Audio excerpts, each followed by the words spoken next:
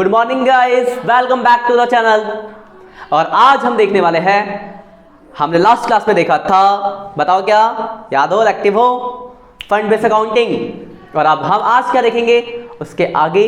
देखो याद रखना एक बात को, आगे जो टॉपिक करने वाले मैं लिखूंगा उससे पहले पुरानी चीजें आपने क्या क्या पढ़ लिया एनपीयू में। बहुत इंपॉर्टेंट चैप्टर है, 10 मार्क्स का एग्जाम के पॉइंट ऑफ व्यू से, और बेस तैयार हो चुका आपका।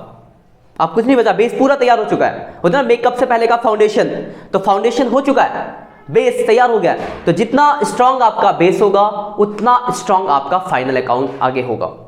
अब क्या क्या बेस में था, तो जो बच्चा नया अगर कोई आया है तो बेस के बारे में जान लो पहले। तो हमने क्या क्या बेस पढ़ा है, पहला हमने पढ़ा रिसिप्शन पेमेंट अकाउंट, फिर हमने पढ़ा कैलकुलेशन या कंजम्पशंस की कैलकुलेशंस कि कंज्यूम कैसे, कंज्यूमर आइटम कैसे निकालते हैं। फिर हमने पढ़ा था subscription, calculation of subscriptions. This is very important topic of this chapter, क्योंकि इस टॉपिक के अंदर बहुत ही ज्यादा गलतियां होने के चांसेस है। तो इस बात को ध्यान रखना, और ये चीज आप आगे भी फील करोगे जब हम वही टॉपिक पढ़ेंगे। और इसके बाद हमने लास्ट रिसेंटली जो पढ़ा था फंड बेस्ड अकाउंटिंग। तो यहां तक आपका पूरा कंप्लीट हो चुका है। और आज जो हम स्टार्ट करेंगे फाइनल अकाउंट का पहला step, that is income and expenditure account, जहां से आपका क्वेश्चन आने वाला है 6 नंबर का एग्जाम में। और इससे पहले जो आपने पढ़ा था वो 3 नंबर का, और 6 और 3 9 और 1 नंबर की थ्योरी।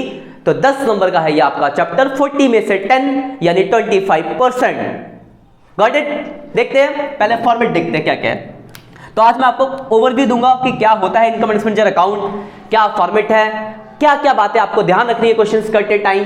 फिर हम अगली क्लास से क्वेश्चंस देखेंगे, और बहुत इंपॉर्टेंट है कि बातें क्या क्या ध्यान रखनी है। तो यार बहुत अच्छे से देखना पूरा लेक्चर। तो देखो इनकम एंड एक्सपेंडिचर अकाउंट क्या है, इनकम एंड एक्सपेंडिचर अकाउंट। पहले तो फॉर्मेट देख लेते हैं। तो देखो इनकम एंड एक्सपेंडिचर अकाउंट का जो फॉर्मेट है कुछ इस तरीके का है। फॉर्मेट में जो आएगा, इधर की साइड आपका आएगा एक्सपेंडिचर,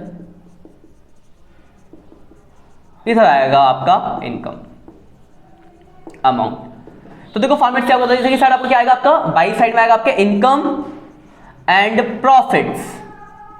तो जो भी इनकम और प्रॉफिट होगा करंट ईयर का, क्योंकि हम ये बनाते हैं अक्रूवल बेसिस पे। इससे पहले आपको याद होगा हमने रिसीप्ट्स एंड पेमेंट पढ़ा था, और रिसीप्ट्स एंड पेमेंट जो हम बनाते थे वो बनाते थे हम कैश बेसिस पे, लेकिन ये जो बनता है ये बनता है आपका अक्रूवल बेसिस पे। तो जो भी इनकम और प्रॉफिट्स होगा वो इस तरफ, और जो भी आपके एक्सपेंसेस और लॉसेस होंगे वो इस तरफ। ये भी कौन से ईयर के, करंट ईयर के। इतनी चीजें आपकी आती है इसमें, ठीक है। फिर आप इस अकाउंट का टोटल करोगे, इधर बचता है बैलेंस तो उसको बोला जाता है सरप्लस, और इधर बचता है अगर बैलेंस तो उसको बोला जाता है डेफिसिट। सरप्लस का दूसरा नाम है इनकम ओवर एक्सपेंडिचर, और इसका दूसरा नाम है एक्सपेंडिचर ओवर इनकम। आप थोड़े लेक्चर में बाहर की वॉइस भी आ रही है, तो आई थिंक आप लोग थोड़ा सा तो एडजस्ट कर लोगे। तो देखो क्या है, जो भी आपके एक्सपेंसेस और लॉसेस वो आपके इस तरफ आ गए, करंट ईयर के एक्सपेंसेस और लॉसेस, और इनकम और प्रॉफिट जो करंट ईयर का आपका वो इस तरफ आ गया, ठीक है। टोटल करना है। अगर इस साइड बचता है आपका, तो इस साइड अगर बचता है तो आपका सरप्लस निकलेगा, अगर इस साइड बचता है तो आपका डेफिसिट निकलेगा। सरप्लस का दूसरा नाम होता है इनकम ओवर एक्सपेंडिचर। मतलब इनकम ज्यादा है खर्चों से तभी तो सरप्लस है, और इसका खर्चे ज्यादा है इनकम से तभी तो आपका डेफिसिट है।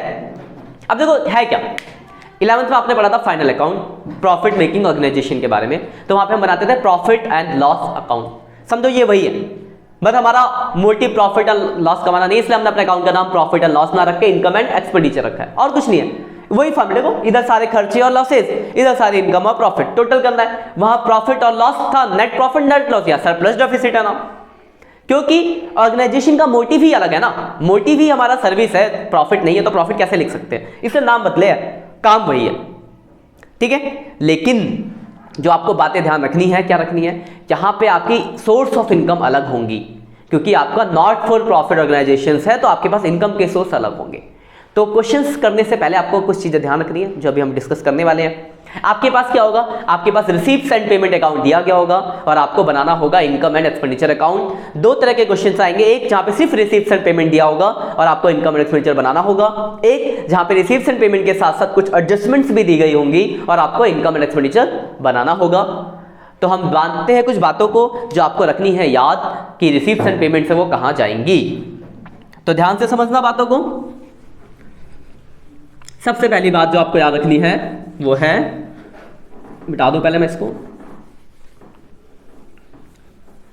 देखो अगर आपको रिसीप्ट्स एंड पेमेंट अकाउंट के अंदर, रिसीप्ट्स एंड पेमेंट अकाउंट अगर आप बना रहे हो और इसके अंदर ये सारी चीजें दिखती है, और कहां दिखेंगी ये सारी चीजें, तो ये सारी चीजें दिखेंगी आपको रिसीप्ट साइड में। ये होती है रिसीप्ट साइड, ये होती है आपकी पेमेंट साइड। तो रिसीप्ट साइड में क्या क्या चीजें हैं जो आपको दिखेगी, तो सबसे पहला सब्सक्रिप्शन, और चीजें देख लेते हैं जो आपको ध्यान रखनी है। 1 मिनट में मार्क कर,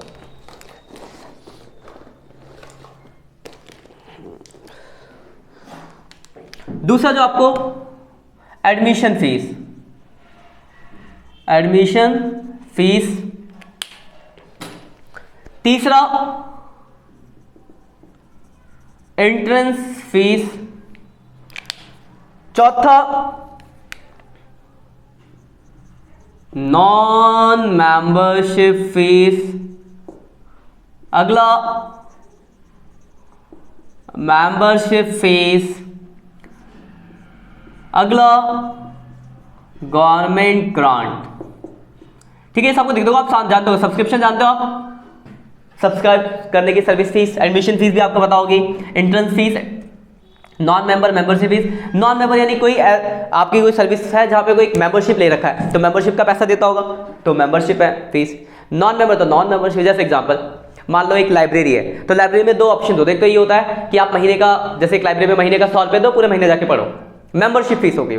कोई आता है कि एक दिन के लिए मुझे एक ही दिन जाना है, तो 20 रुपये दो और एक दिन जाके पढ़ के आ जाओ, तो नॉन मेंबरशिप फीस। तो दोनों तरह से रेवेन्यू जनरेट होता है। एक गवर्नमेंट ग्रांट, गवर्नमेंट ने अगर आपके अच्छे काम के बदले आपको कोई ग्रांट दिया है, तो अगर आपको ये सब चीजें दिखती है, ये सारी चीजें, तो ये सब हमारे लिए होती है इनकम।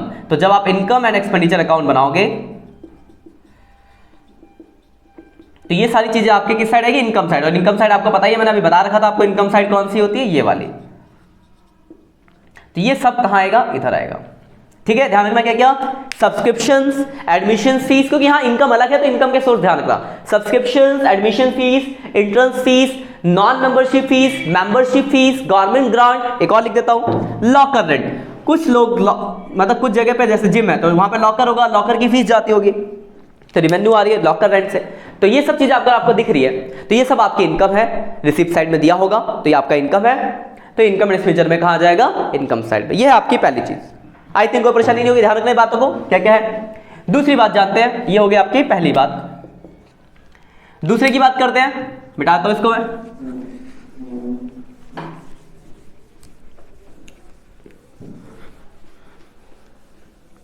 दूसरी बात है आपकी डोनेशन।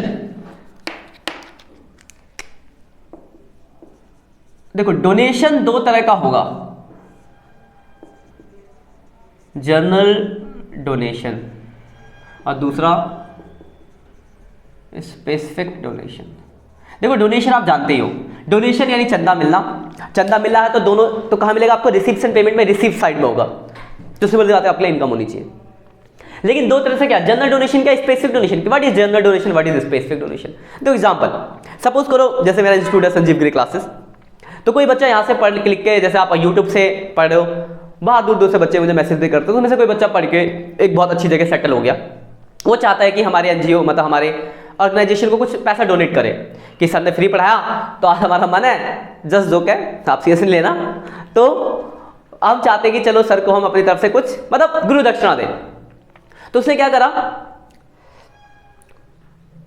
आए इंस्टीट्यूट पे मुझसे मिला, पैरवेल छुए, अब बहुत बड़ा अफसर बन गया। तो उसने आगे कहा, देखो सर ये देखा कि यहाँ तो सर का बोर्ड वोर्ड खराब हो रखा है, थोड़ा पंखा वंखा टेढ़ा है। बोला सर ये लो 1 लाख रुपए डोनेशन, आप ये बोर्ड ठीक करा लेना और ये पंखा ठीक करा लेना और ये लाइट थोड़ा पेंट वेंट करा लेना, थोड़ा सही कर लेना इसको। तो उसने डोनेशन तो दिया, पर मुझे साथ में काम भी बताया कि सर इस डोनेशन से आपको बोर्ड ठीक कराना है, पंखा ठीक कराना है, पेंट कराना है। दैट इज स्पेसिफिक डोनेशंस, कि डोनेशन फॉर एनी पर्पस बता के दिया गया। लिखा है डोनेशन फॉर बिल्डिंग, तो बिल्डिंग के लिए डोनेशन है, donation for plant, donation for this, donation for this. मतलब आपको डोनेशन के साथ साथ काम मेंशन है कि किस काम के लिए डोनेशन दिया गया है। लेकिन दूसरा एग्जांपल लेते हैं। वो आया, उसने देखा, उसने बोला सर आपने बहुत अच्छा पढ़ाया था, आज मैं बहुत अच्छी सेट करूँ, ये सर मेरी तरफ से थोड़ा सा दान। उसने क्या किया, 50,000 रुपये डोनेशन का चेक दिया मुझे, चला गया। अब उसे काम नहीं बोला, मैं उससे कुछ भी कर सकता हूँ। मैं चाहूँ तो उससे पंखा भी ठीक करा सकता हूँ, उससे बच्चों को फ्री में बुक भी बांट सकता हूँ, मतलब जो मेरे ऊपर पर्पस है कुछ भी कर सकता हूँ, क्योंकि वो पैसा मेरे लिए फ्री है। तो वो क्या है मेरे लिए, जनरल डोनेशन। यानी सिंपली क्या होगा, अब जनरल और स्पेसिफिक तो लिखा नहीं होगा, तो अगर ऐसे लिखा डोनेशन तो जनरल है, लिखा डोनेशन फॉर बिल्डिंग स्पेसिफिक है, यानी डोनेशन के साथ साथ काम मेंशन है तो स्पेसिफिक, सिंपल लिखा है डोनेशन तो जनरल। अब बात आती है शो कहाँ करेंगे, तो दोनों ही आपके कहाँ होंगे, चाहे ये हो चाहे ये हो, दोनों ही आपके रिसीप्ट्स एंड पेमेंट अकाउंट में किस साइड होंगे, रिसीप्ट साइड में होंगे। आपको दिखा दो, जनरल डोनेशन जो होता है वो आपके लिए इनकम होता है, तो ये जाता है आपके इनकम एंड एक्सपेंडिचर अकाउंट में किस साइड, इनकम साइड। तो इनकम साइड कौन सी होती है, ये वाली। तो जनरल डोनेशन यहां जाएगा, जनरल डोनेशन। लेकिन स्पेसिफिक डोनेशन अगर होता है तो स्पेसिफिक डोनेशन जिस काम के लिए मिला है आपको वही काम करना पड़ेगा। तो स्पेसिफिक डोनेशन को हम दिखाते हैं बैलेंस शीट, ये बीएस मतलब बैलेंस शीट, और बैलेंस शीट की लायबिलिटीज, तो यहां जाएगा स्पेसिफिक डोनेशन। यानी सिंपल ध्यान रखना, अगर आपको रिसिप्ट्स एंड पेमेंट में लिखा है डोनेशंस तो वो आप उसको इनकम एक्सपेंडिचर में दिखाओगे, लेकिन लिखा है donation for building, donation for party, donation for farewell, donation for this, तो कोई स्पेसिफिक काम मेंशन है डोनेशन के साथ, तो फिर आप उसको इनकम एक्सपेंडिचर में ना दिखा के बैलेंस शीट की लायबिलिटीज में दिखाओगे। ये आपका सेकंड पॉइंट, ठीक है। ध्यान रखना इन सब बातों को, छोटी छोटी बातें हैं पर ये बहुत काम की है, तो ध्यान से रखना इनको। ये हो गया आपका सेकंड। अब आते हैं थर्ड बात पे।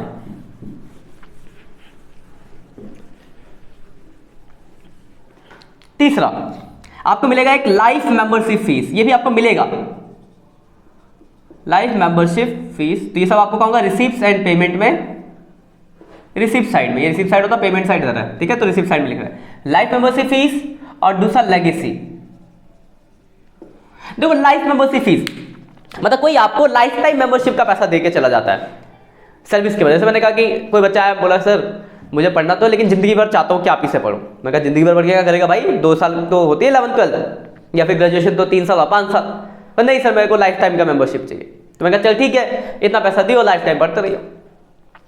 मतलब लाइब्रेरी मतलब कुछ जगह ऐसी होती है जहाँ पे सर्विस के बदले लाइफ टाइम की सर्विस मिल जाती है, लाइफ टाइम के लिए मेंबरशिप बन जाओ, मेंबर बन जाओ लाइफ टाइम का, इतना पैसा दो, लाइफ टाइम के आप मेंबर हो। तो लाइफ टाइम जो मेंबरशिप फीस होती है वो एनपीओ के लिए क्या है, क्योंकि एनपीओ अब पता थोड़ी उसकी लाइफ क्या है। हो सकता है वो आज पैसा दे और कल जाके मर गया, तो इनकम मेरी पूरे एक ही दिन की हो गई। हो सकता है वो 1 साल तक जिंदा रहे, हो सकता है वो 10 साल, हो सकता है 20 साल, मतलब अनसर्टेन। तो लाइफ मेंबरशिप फीस को हम लायबिलिटीज की तरह ट्रीट करते हैं, तो इसको हम दिखाते हैं बैलेंस शीट की लायबिलिटीज में, लाइफ मेंबरशिप फीस, ठीक है। Life membership fees balance sheet में आ जाएगा।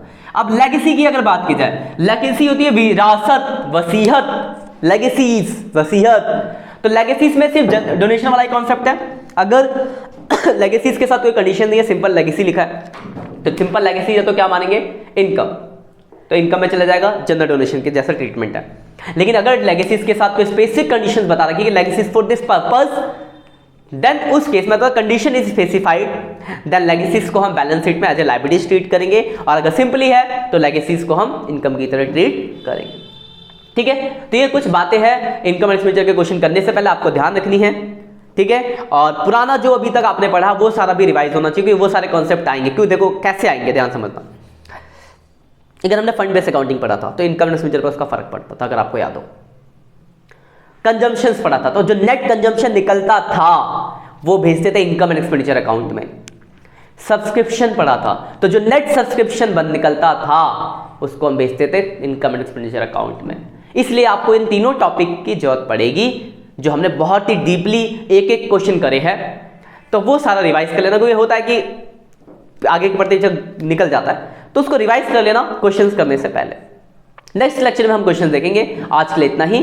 Have a nice day, bye bye, खुश रहो, मौज करो।